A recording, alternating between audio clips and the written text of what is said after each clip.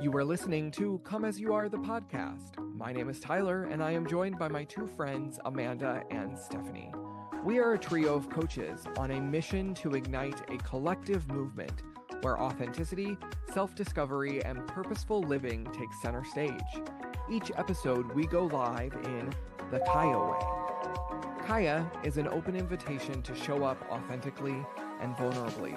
It's a safe space to allow ourselves to be worthy and enough right now. And it's a celebration of our individuality and diversity.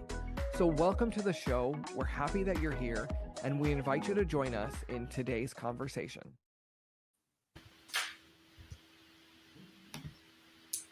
Hello. Here we are. Buddy.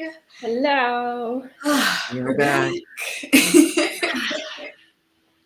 It honestly always feels like, didn't we just do this like yesterday? Like every single Monday we come and I'm like, wait, didn't we just do this? Like it's amazing every time I sit down and I'm like, oh, here we are, another Monday, another episode. We also really can't get enough of each other. Like we see each other like every other day. Yeah.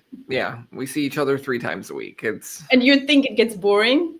Spoiler, it doesn't. That is like so wild, and people probably don't know this about us, but we do. We meet like Mondays, Wednesdays, and Fridays, and we've been doing this consistently now for months. Yeah. Meeting Mondays, Wednesdays, and Fridays. Yeah. And even my personal trainer, she's like, you guys meet a lot. And I'm like, well, yeah, but we're like working on things and we're co-creating and whatnot. And she's like, yeah, but that's a lot. And I'm like, yeah, but I look forward to it, every single morning and every single time. And for like over now, like 5 years, I think we've all been meeting pretty regularly. Think about that. 5 years. Wow.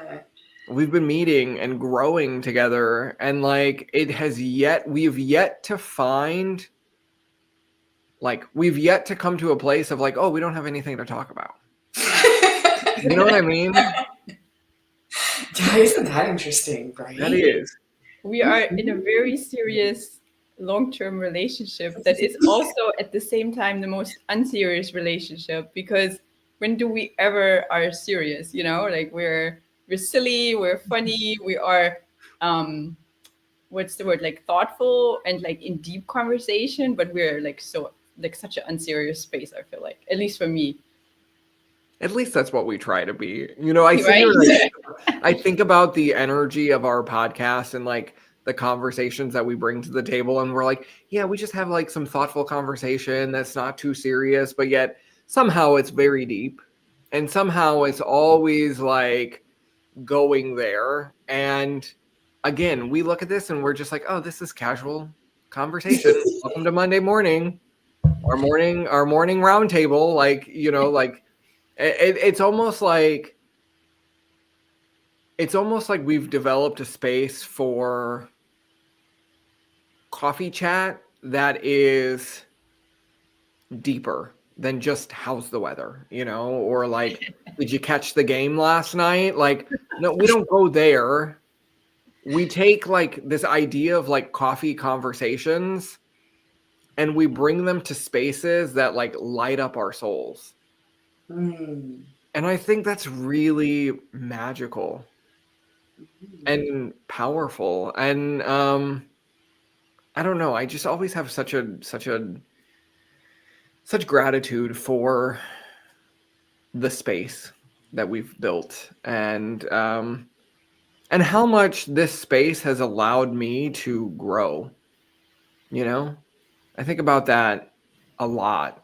And even beyond the podcast, like I said, we've been meeting for like 5 years as like a little mastermind group. And our little mastermind group has completely like accelerated my growth to like the next level. And I don't know. It's good to surround yourself with people like you two. Okay. Aw. Enough mushiness. I didn't mean to go there, but that's just what was coming up on my heart. No, the warm and fuzzies. I love that. Yeah, that's a great start. Uh, Oh, that's so nice. And also 5 years was just like, what? Yeah. Yeah. Right? Even longer than that. yeah, Is it longer than that? I don't know. Yeah. I've lost track. I don't know. Longer Yeah. than that. Wow.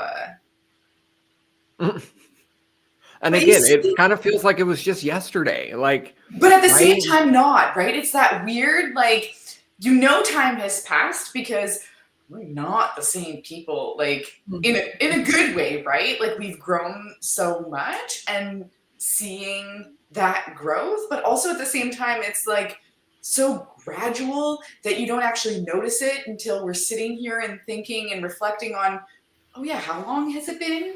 You know what I mean? Like, I don't Mhm. feel like a completely different person. But as you're saying, like over 5 years, I'm like, oh, over 5 years ago, I was a different person. I was a different person.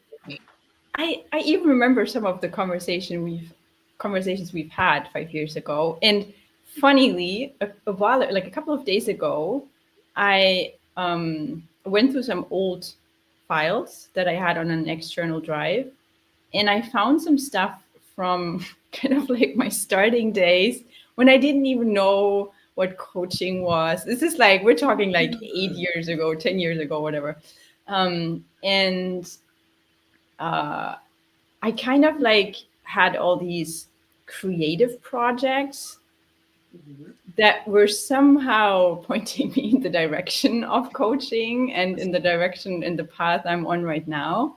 And it's so cool to see, like, I had so many goosebumps moments, like looking at this stuff and being able to realize, oh, that's how the circle closed. You know, this is how it all came to like a round, nice picture that it is right now. So that was really cool to just see. And also, why I appreciate this space here so much is that we are, yes, all like so different. We have grown so much over the years, and we celebrate that with one another. Like, we celebrate our milestones and when things get rough, and just allow each other to change. And for me, that's a huge topic in my life, as a what I'd like to call a recovering people pleaser, because there is sometimes these moments that I still have, again, recovering, where I don't know, I think about doing something or showing up in a different way, and then I immediately think about, oh, what would that person say to that? So just worrying so much, and thinking that, oh, it's not somehow okay to change, or they won't like it, or immediately going into comparison mode, or thinking that, oh, it needs to be um, like, I shouldn't do anything that might offend someone else, or might, rub them the wrong way or so. So that's just also something that I'm present with as I was going through these old files and projects. I was like, oh yeah, I was like totally in that state so much. And now I've, trying to grow out of it.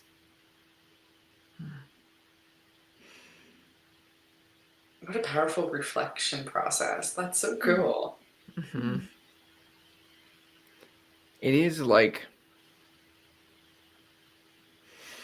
I have like a bunch of old journals that I keep like on my bookshelf over here, and it's wild to go back to like 2015, which again, I think 2015 and I'm like, oh, that was just like last year. No, that was 10 years ago.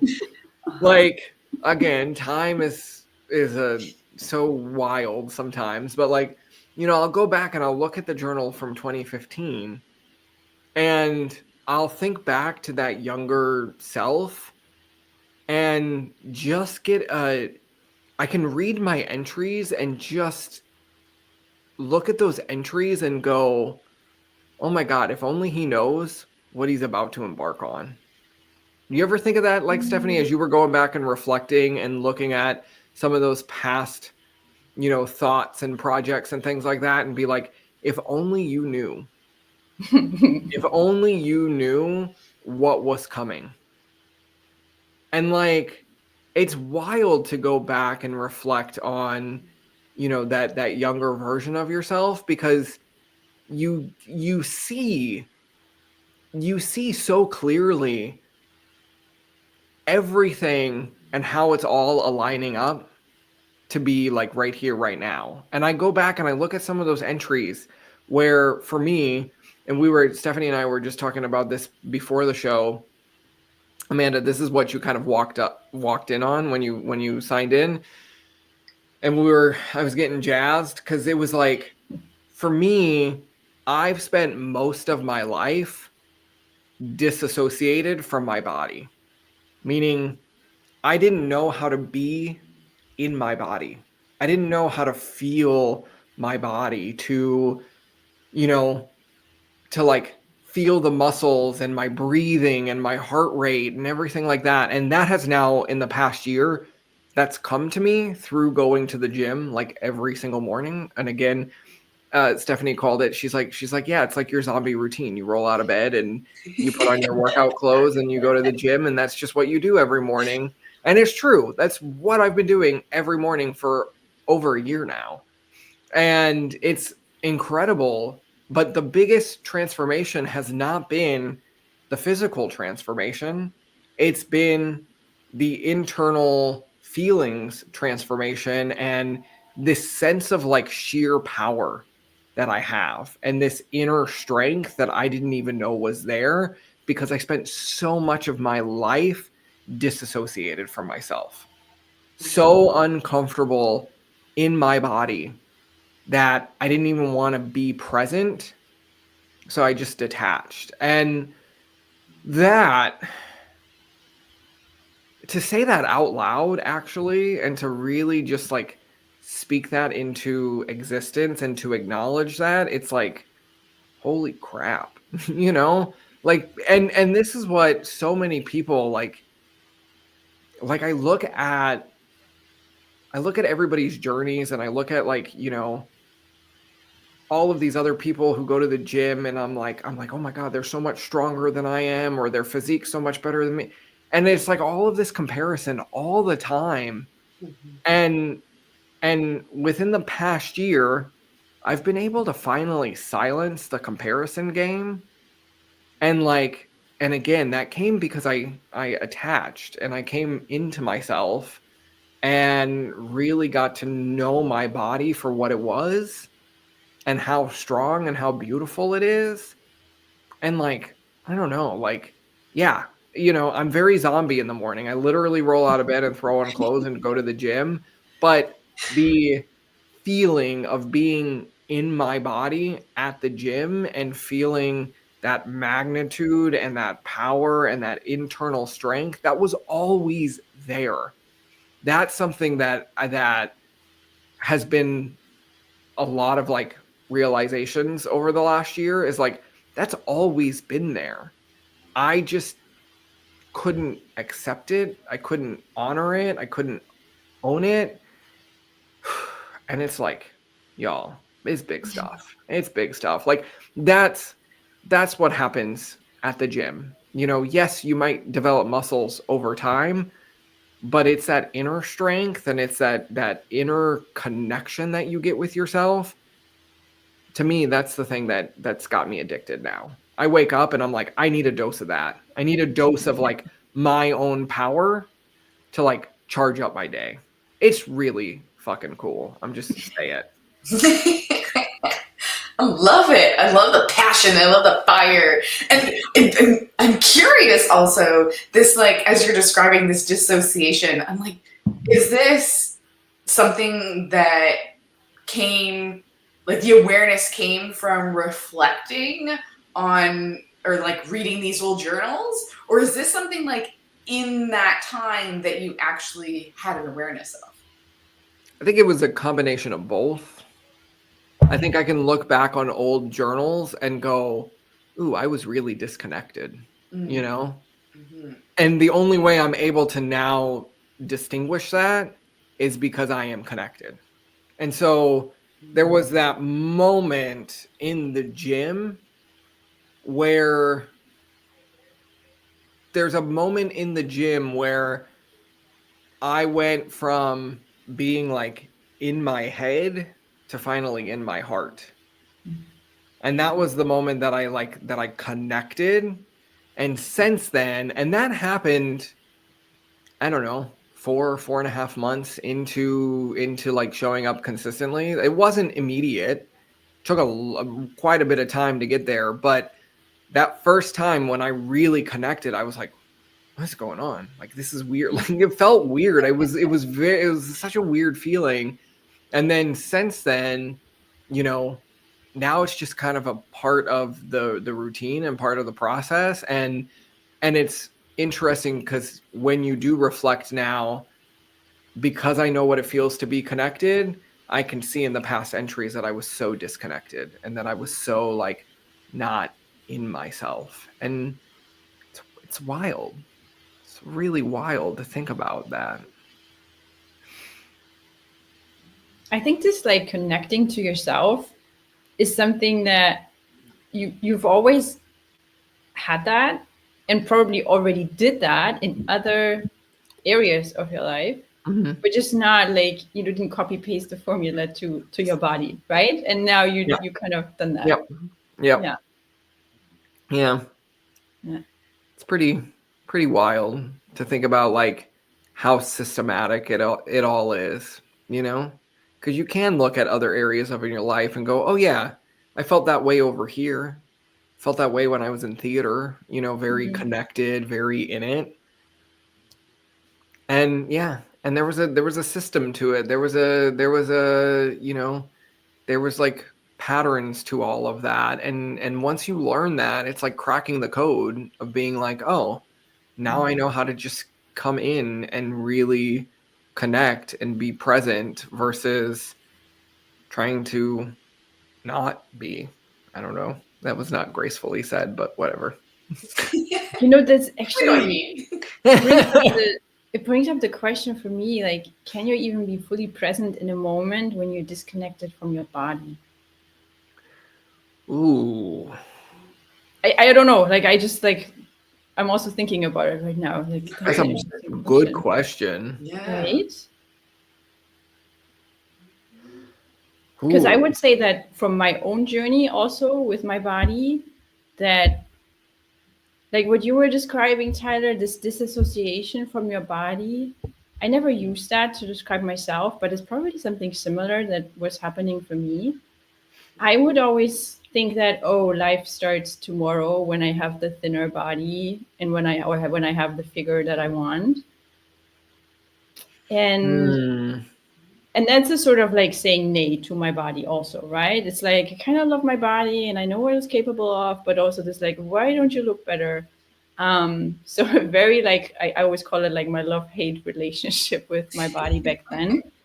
And this like war field that we are on, like this battlefield that we're on with our body, we're in war, and we think our body is the enemy, and why do you always want all the food, and why can't you look like this, and da da da da da. And then now that I do this work as a coach, I hear so many women also talk about this in a way that it's like the body is the problem, you know, it's the cravings. It's like, it's not me, it's the body is the problem.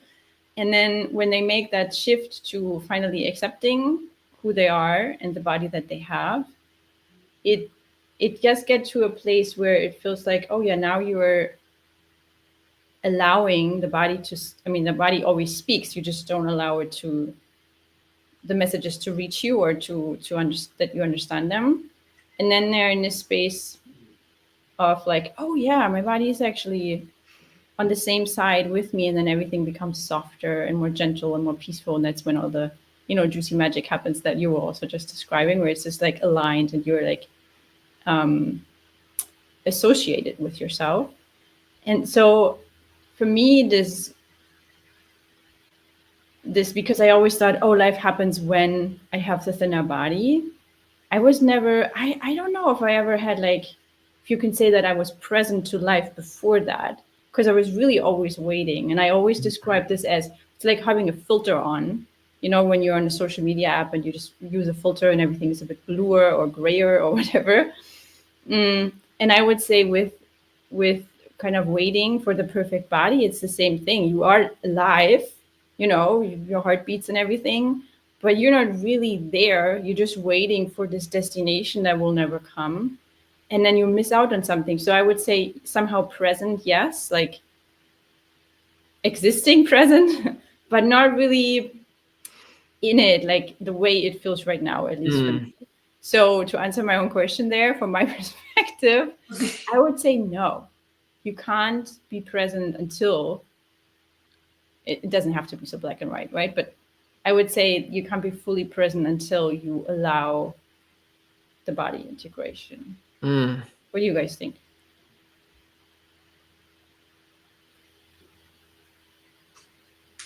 Yeah, my initial thought was very similar to yours, but I'm really like trying to dig deep and find something.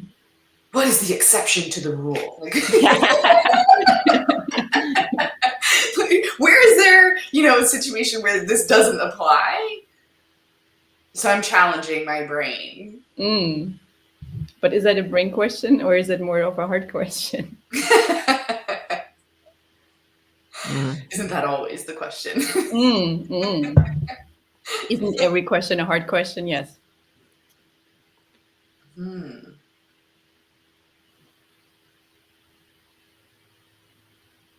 Sure. Yeah, Tyler, go. Well, I'm gonna throw this into the fire because why not? Yeah. I totally agree with you, Stephanie, with being like you have to be connected to your body to be super connected to the now. And I even like going back to the gym, because that's really, the gym has can't say enough. The gym has changed my life in bigger ways than I will ever be able to fully articulate or express. But one of the biggest things that I've learned from the gym, and I love it. I love social media for the fact that I will get random memories that pop up. And it was like 5 years ago, you were here. And it was like 5 years ago, I was checking into the gym. And I was doing the exact same thing that I am doing today. The only difference is today I am present. Today I am feeling the power of now versus 5 years ago, I was trying to work towards that body that Stephanie was just talking about. Like, I will be happy when I get here. That has changed for me drastically.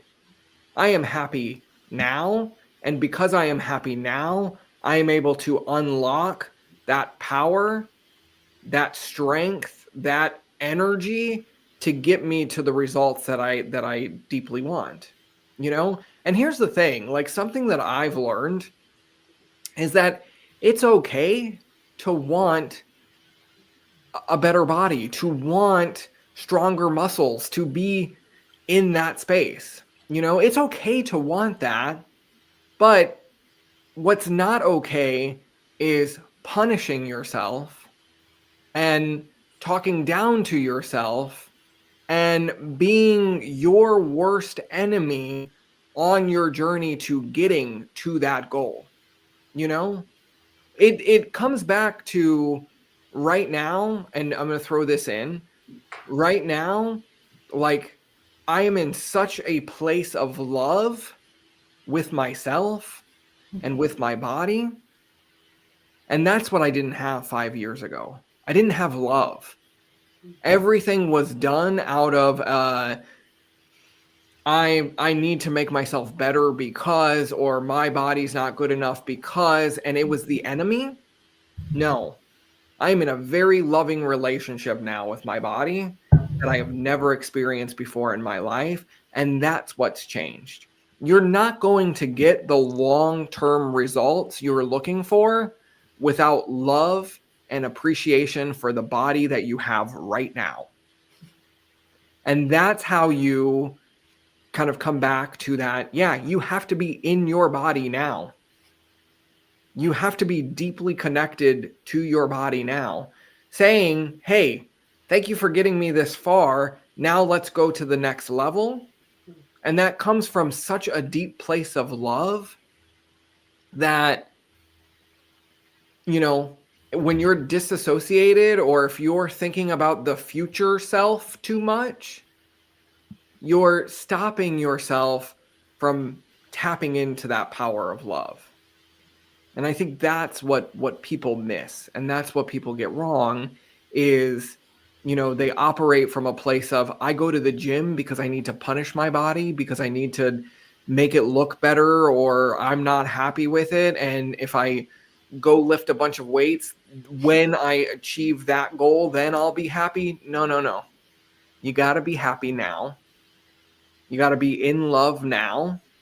And I think, you know, and I look back at the moment I said yes to going to have the weight loss surgery. That was the moment I distinctly remember like going to the website and booking the surgery and having that moment. And in that moment, I was just in such a place of love. And I said, I'm doing this because I love myself enough to help me go achieve the goals that I actually wanted, you know, because I love myself that much. And it wasn't out of place of, I'm going to go have this surgery so I can fix my broken body. No, it was like, I want to love myself enough to give myself this power that's going to come from the transformation. It was a wild shift. I never experienced that before, but you cannot transform without love as part of the equation. And it's never about the weight loss. No, never. You know? It's never. Now on the other side, I can confidently say that. It has like... We think it is, right? Yeah. Because that's what we're sold. Yeah. Just take the magic pill and, you know, you will be healed and you will lose the weight. And it's always so focused on the weight vanity metric. loss. Yeah. Mm-hmm. And that's really not what it's about. And I think what's so beautiful about what you're sharing is that shift. And what happens when you make that shift. Stephanie, I'm curious, as the self-love coach of our group, what is your definition of self-love? Ooh. I like that question. And by the way, I could like listen to you guys and talk about this like all day. Like all day. I'm so happy right now. Like, oh my God, give me more of this. Do you have 3 hours? It's Stephanie's time. What's my definition of self-love? I don't know if there's like a single sentence. For me, it's something you harvest from accepting who you are and always digging deeper into yourself. Like once you accept who you are, I feel like that's that stage of letting go, you know, the pressure falls off and you're like, oh, you know, I can just be, and that's enough. So getting a lot of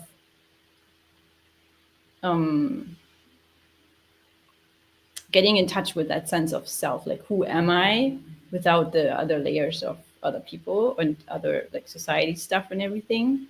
That's the self-acceptance. And then because when we start to do that, like, you know, there's parts of us that we haven't spent time with, quality time with for some time.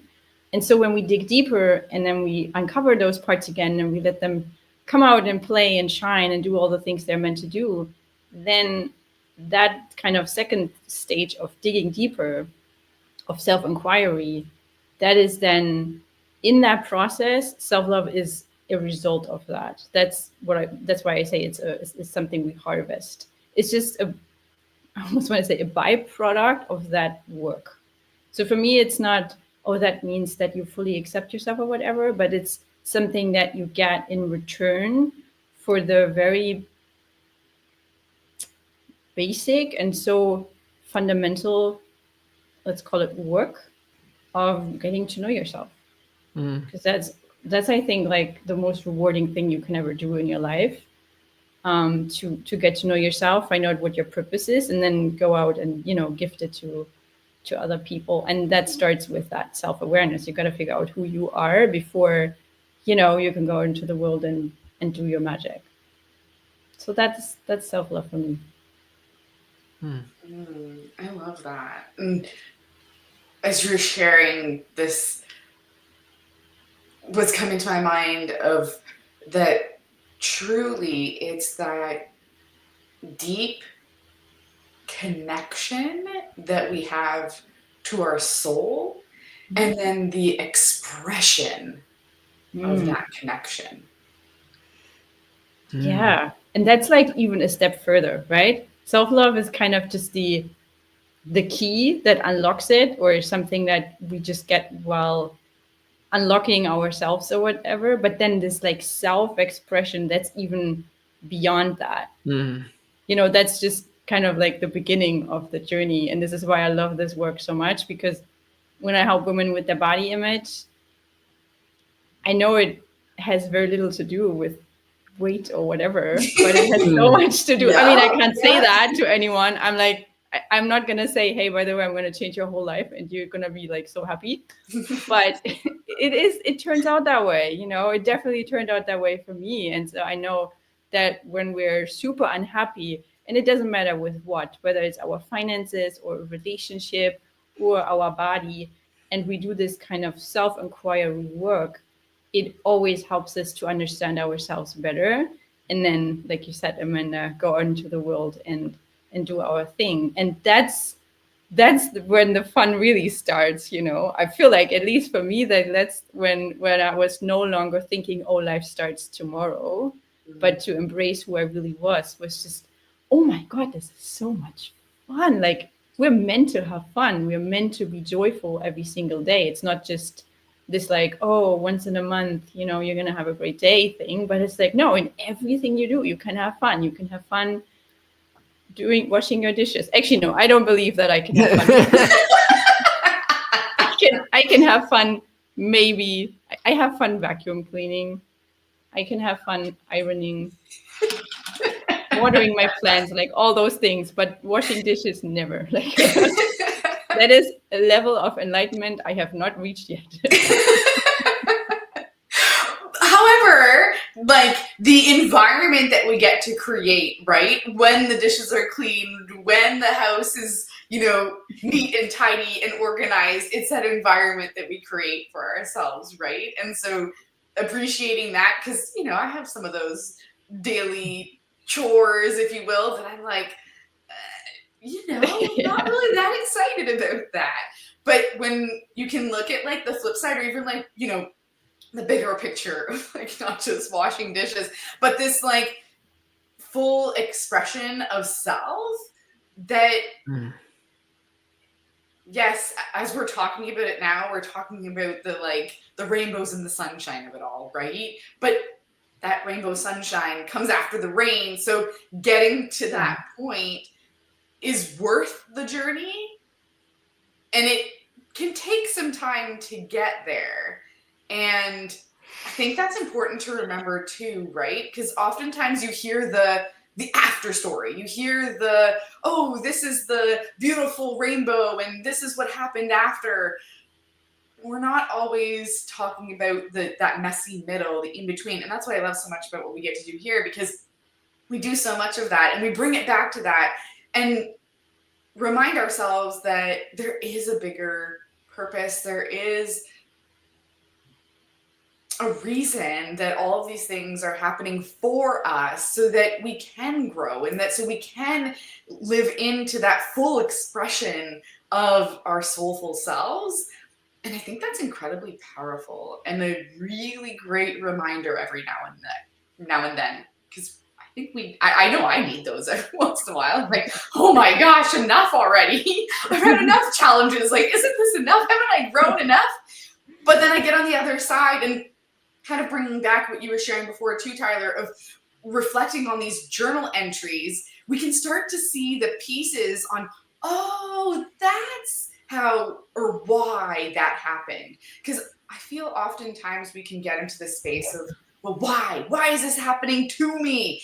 And then when we can later look back and have that time for reflection and see, oh, it happened for me because this, that, and whatever, we actually start to understand or make sense, maybe, of all of the rain, the mud, the challenge that sometimes feels like we're being dragged through.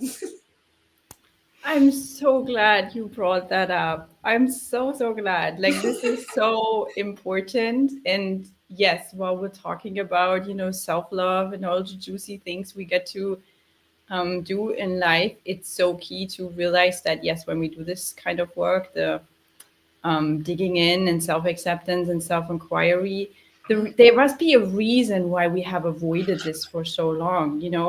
Tyler shared this before, that he has felt this kind of disassociation from his body for so many decades of his life, right? And for me, same thing. Like, I started to like really be in my body and consider it my home in somewhere in my 20s. I don't know, but so for over 2 decades, or I don't know when the disconnection happened as a kid, but definitely like 2 decades, I was not really connected. So, and so there must be a reason why that happened, right? And so when we get to this place where we can finally confront this, or I don't want to say confront this, but when we can face it and make a different decision and maybe decide for ourselves again, that's not easy. Like, that is so hard. And often we try to, I don't know, we don't allow it, or we think that the pain of it all is somehow wrong. And then it's a really bad idea. This is what I want to say. Like, it's a really bad idea to do this kind of reflection of like, oh, why has this happened?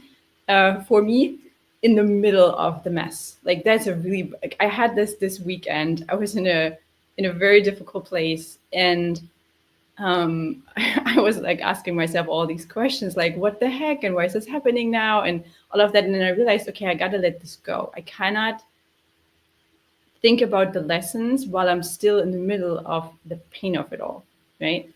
And I think so many, at least that's what my experience is, so many people try to avoid the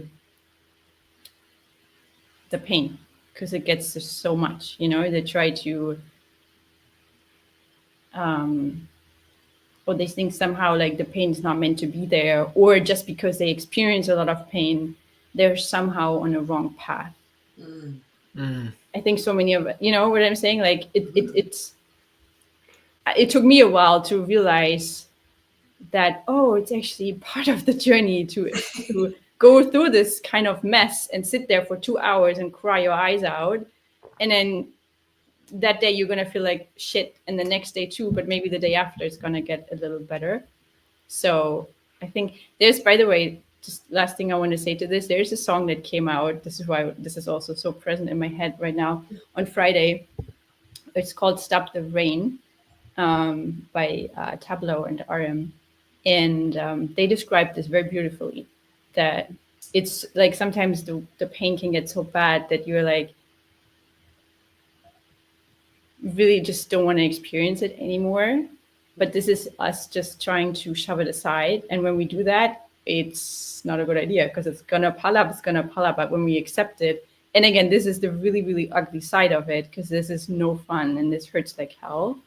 But only when we accept it, we can digest it, and it can, flow through. Yeah. And that just sucks. That's the sucky part of it all. And isn't it also just the duality of it, right? Like, you wouldn't know connection if you didn't have the disconnection, right? Yeah, absolutely. Yeah. You got to experience one thing to know what the other is, right?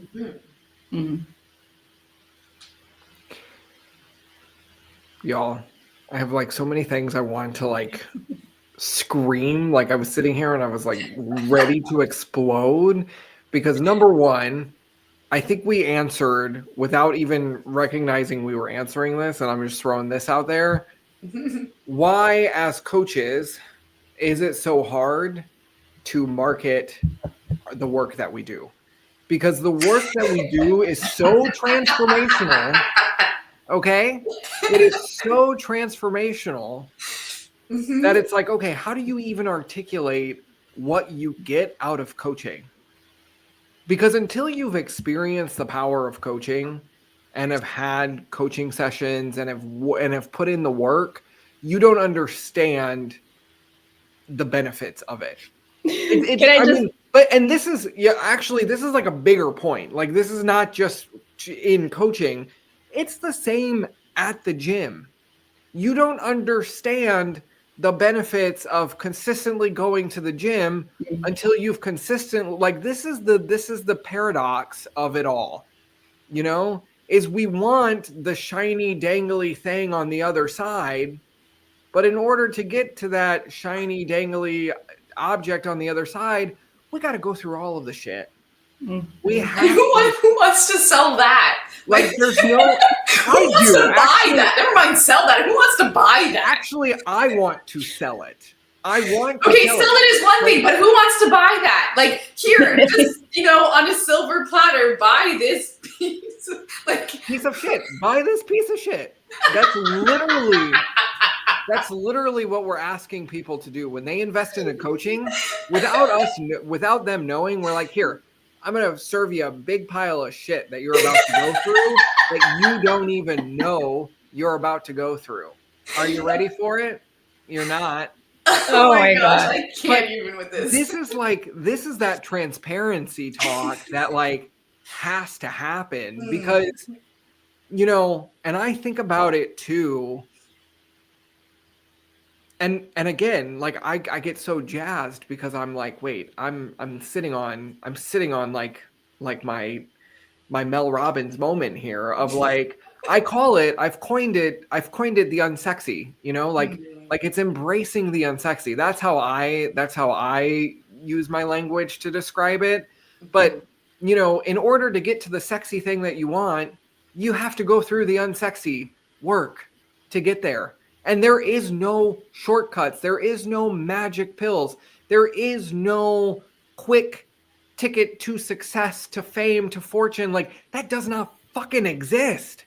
And the sooner that we accept that, the sooner that we just acknowledge that, hey, I'm going to have to do some shitty work to get to where I want to go, the sooner you're going to get there, And this is what I love about the work that we do as coaches and the work that I've done over the last decade of transforming my life is it's made me recognize and deeply appreciate that we as the individual, we have the power.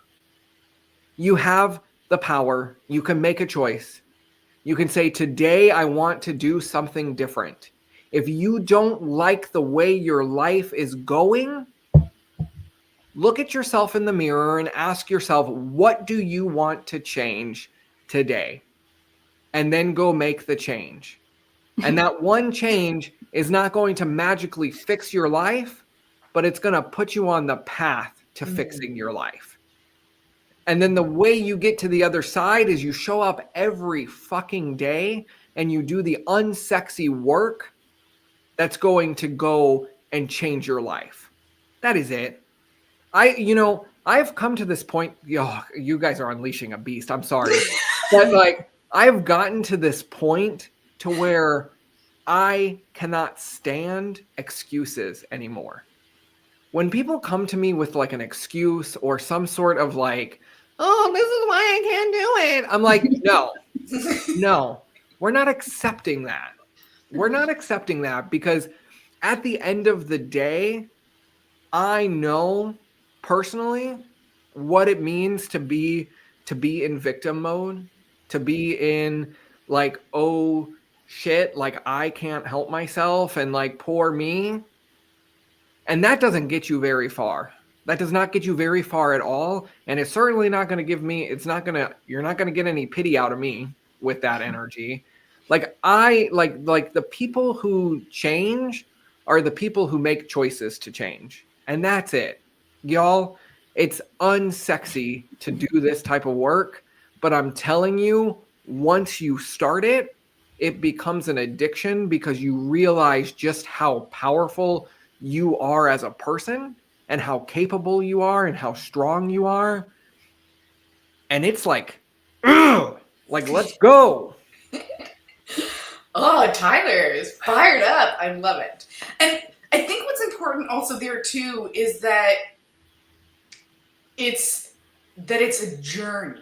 Mm-hmm. That it's not just waking up tomorrow totally transformed, right? Because I've had these moments where I had a really powerful coaching session, therapy session, and I really feel like I've had an incredible breakthrough.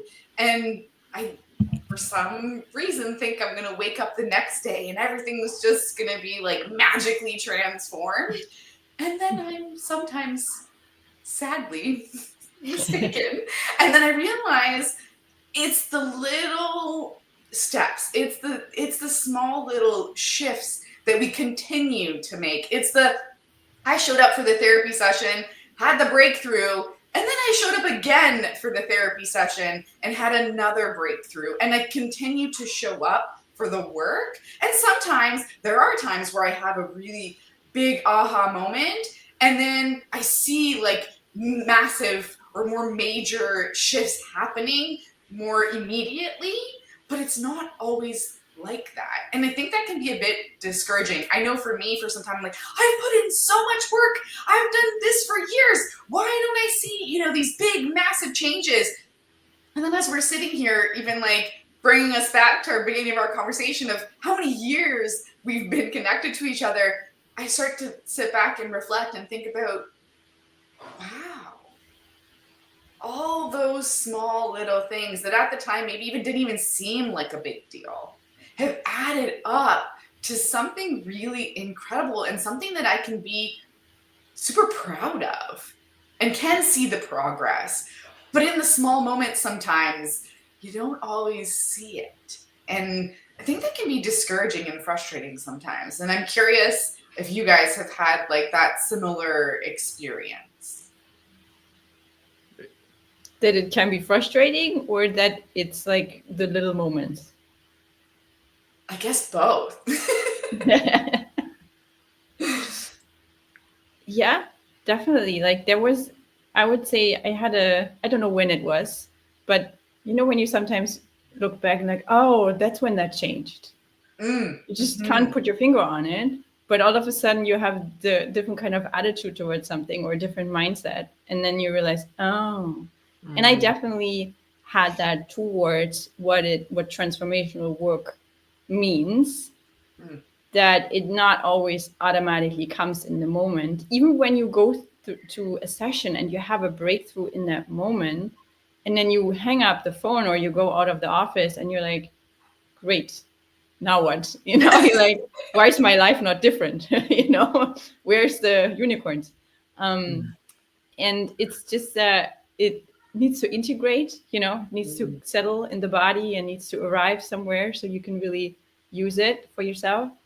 And also the patience. I think for me, it's patience, to have patience with myself and trust a gazillion pounds of trust in myself and in the universe and the process, that it's all going to work out for whatever it's meant to be. That's a cookie. That's not easy. So I don't know if that answers your question, Amanda, but I want to say that yes, I've had many of those mini moments, even not even speaking about it, just witnessing other people and then realizing, oh, now something clicked for me. I have those. And I can say that I'm no longer frustrated with the way it works, but I definitely have, like, I've accepted that. I'm like, yep, that's transformation work. Sometimes I get hit on the head like 3 years later and realize, oh, Sometimes it doesn't come immediately. Like I've made peace with that. What is for me still a bit of a challenge is not knowing about the timeline. Like not knowing when certain things are gonna unfold, or if they're gonna unfold, or if there's something else I'm gonna stumble over. Because I just have a few moments in the past where I'm like, yeah, but why didn't this come to me sooner? Like, I felt like I was ready before. Why didn't you drop this on my doorstep before, dear universe? I'm just curious, you know? And I will never have the answers to that, right? So that's why I'm like, timeline wise, I feel like I wish I was a bit more peaceful about it. So, yeah. Does that answer your question? I don't remember your question. I feel like it does. Enough. Oh, good. Yeah, yeah. Enough, right? Like, I mean, yes, I think we've all had those moments where, you know, you look back and you're like, oh, that little moment here, you know, triggered this to then trigger that. And, you know, I look at that, and that is the power of compounding interest, you know? It's the, you know, it's the I did this and then I was able to do that, and that led me to this, and that, you know, and I was just thinking about this, like, you know, you don't get rich overnight, you know? You don't get strong overnight. It comes back to the power of compounding interest, in that it takes these little moments that, when you reflect back, add up to lots of interest, lots of gains. And so that's one thing, you know, that I'm kind of pulling away from this. And that's one of the mindset shifts that I've made recently, is to appreciate and celebrate the power of compounding interest. You know, it's those little tiny moments. It's like, oh, I'm able to do this today. You know, I wasn't able to do that, you know, a month ago or 2 months ago or a year ago. That will carry you a long way. And then something, and Stephanie was talking about this around like the destination, and it's like, why haven't I gotten there yet? Something that I've kind of let go of here as of recently, within like the last year or so, is timelines. It's the timeline. I've let it go. And I've surrendered to the fact that, like, this is going to take me however long it's going to take me, but I know my purpose, I know my path, I know why I'm here now. And so I'm just going to surrender to the process and let it be how it's supposed to be. And that's really hard sometimes. Like, I'm saying this like, oh yeah, easy breezy. No, it is really challenging, because there are days where I'm like, oh my God, why am I not here yet? Why am I not there yet?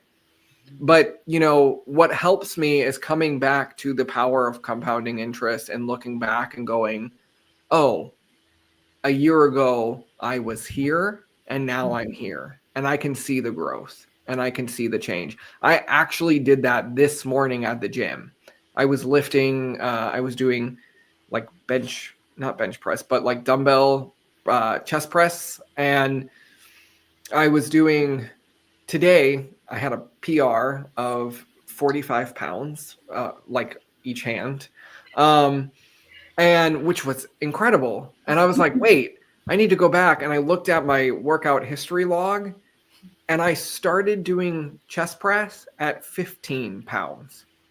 I'm 3 times stronger today than I was when I started, you know, a year ago. That's compounding interest. You know, I didn't just pick up the weight and go, boom.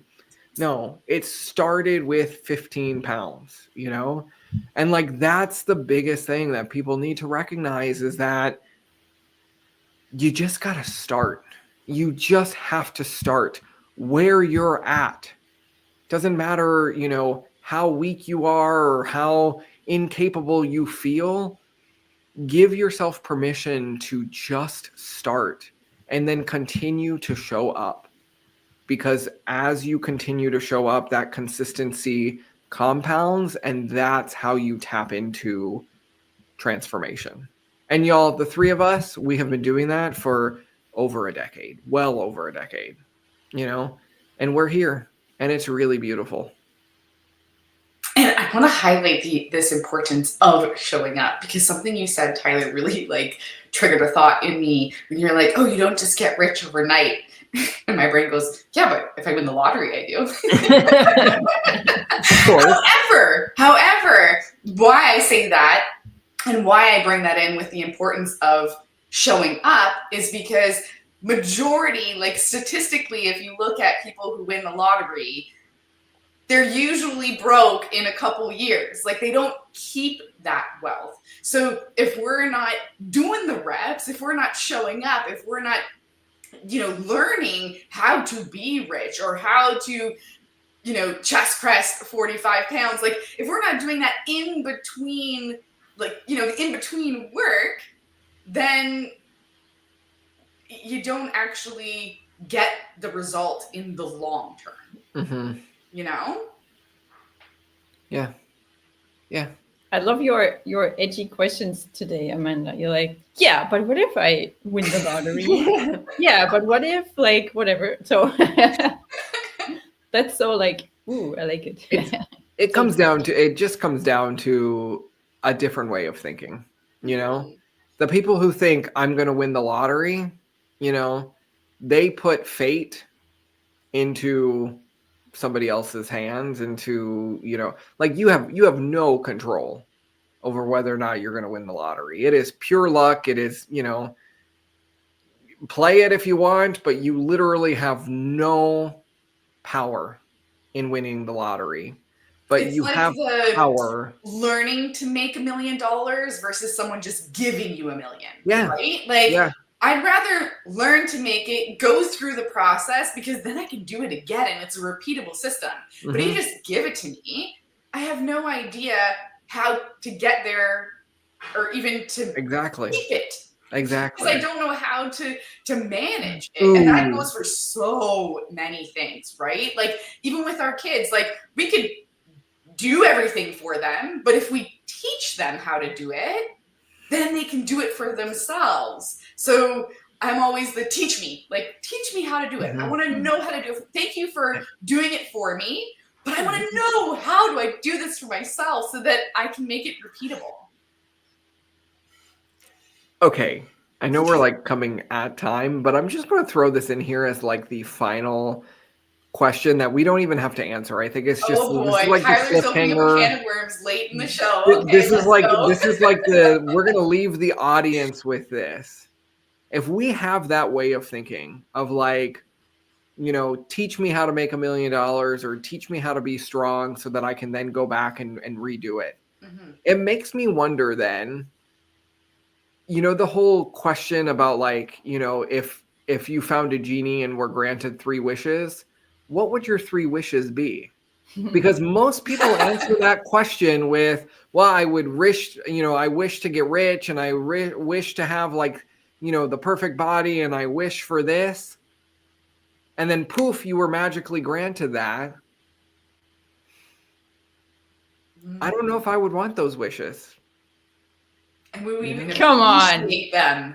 Come on, Tyler, you would wish something. I know at least one of the things you would wish. The one thing that I would wish for instantly is I wish I could like sing, like true, like straight up, like superstar rock star ability to sing, because I've always wanted to get on one of those like singing competition shows.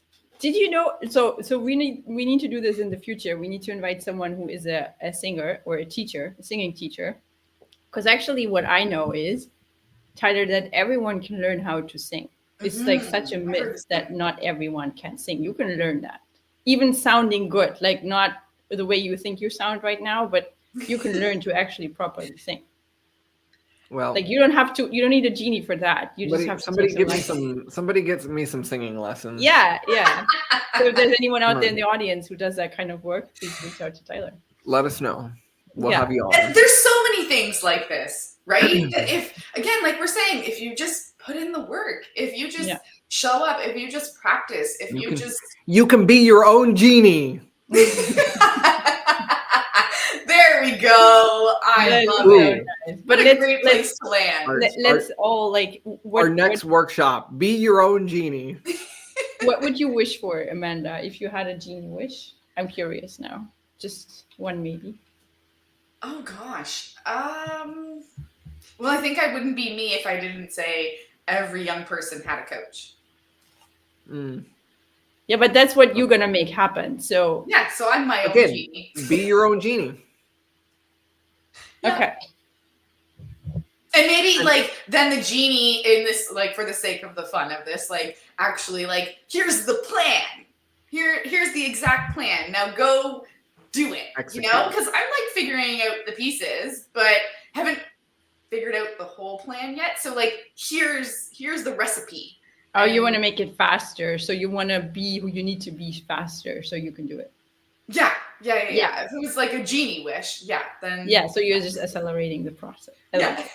That's so cool. Okay, Stephanie, what would your wish be? So obviously I thought about this. I actually thought that, Tyler, that you would say that you want to get Taylor Swift concert tickets for the rest of your life. Because that was my first idea. Because that is actually something that even if you have a lot of money, you're not necessarily guaranteed that. That's true. Well, actually, tickets. you are guaranteed. If you have a lot of money, you're guaranteed the tickets. You just might be paying a ridiculous amount of money. A ridiculous amount to get them. Yeah, that is true. Yeah. So I would do that. I would get Beyonce and BTS tickets forever for the rest of my life. Front row, every concert. Let's go. So that's what I would do. I love it. Yeah. That's a good wish, Stephanie. That's like, right? That's so cool. That's a good one. That's a good one. This All is right, so y'all. Fun. Well, let us know, what would you wish for if you had wishes from the genie, and when you don't get those wishes, just remember that you can be your own genie. You can make magic happen by just taking action. When the magic lamp doesn't show up on your doorstep. Remember to be your own genie, everyone. Be your own genie. And join us next week for another epic conversation. And we're going to have another special guest. With a guest, yes. How exciting. Cool. Yeah. All right. So well, have a great week. Bye, everybody. Bye. Thank you for listening to Come As You Are, the podcast. You can follow the show on Instagram at Kaya the Podcast and on YouTube and Facebook by searching Kaya the Podcast. If you haven't already done so, please help us keep the conversations going by subscribing, rating, reviewing, and sharing this podcast. And be sure to join us next time for another deep conversation.